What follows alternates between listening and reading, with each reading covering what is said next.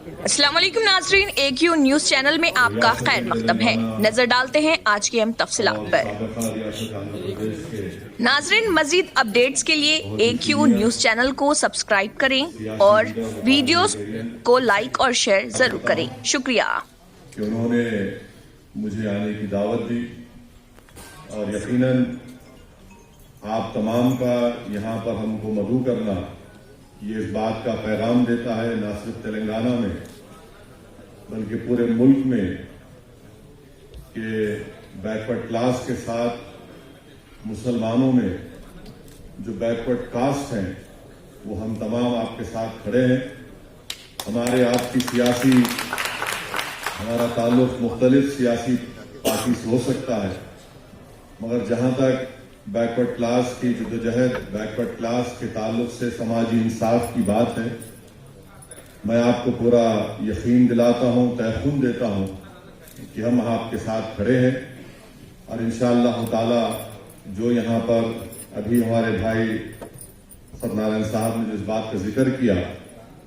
ہم آپ کے ساتھ کھڑے رہیں گے، آپ کے ساتھ جدوجہد کریں گے، اور میری بھی ذاتی کوشش یہی ہے کہ اس بات کو ہم تمام کو سمجھنا ہے کہ یہ جو شک کی سیاست سے ہم کو نکل کر ایک بھروسے کی سیاست کرنے کی ضرورت ہے۔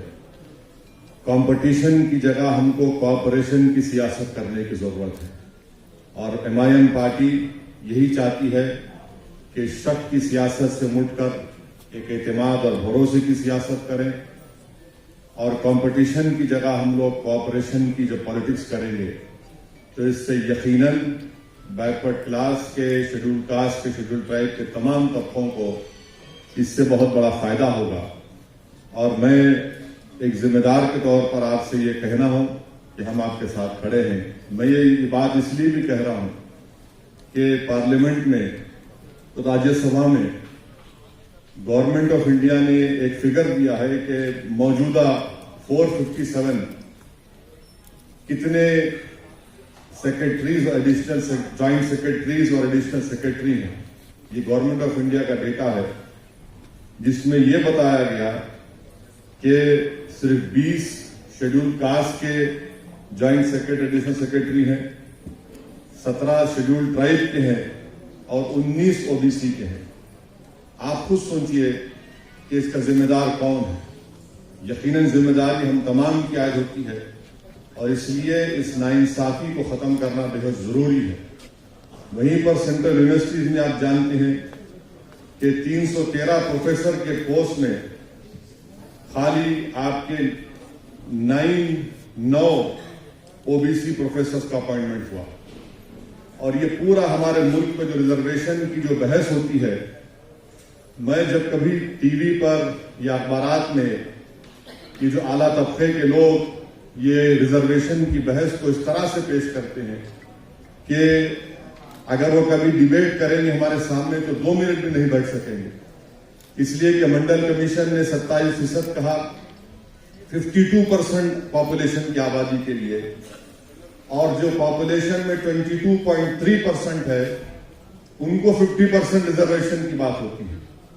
تو یہ تمام چیزیں ہیں، ہم امید کرتے ہیں کہ گورنمنٹ آف انڈیا جلد سے جلد سوشل اکنامک کاسٹ سینسس جو ہوا اس میں کاسٹ پرسنٹیج کی لسٹ کو گورنمنٹ آف انڈیا، مودی سرکار فوراً جاری کرے، اس لیے کہ تب جا کر بیکورڈ کلاس کو پتا چلے گا کہ ان کا پرسنٹیج کیا ہے۔ اور ساتھ ہی ساتھ میں آپ کو ایک بات یاد دلانا چاہتا ہوں، ہمارے تمام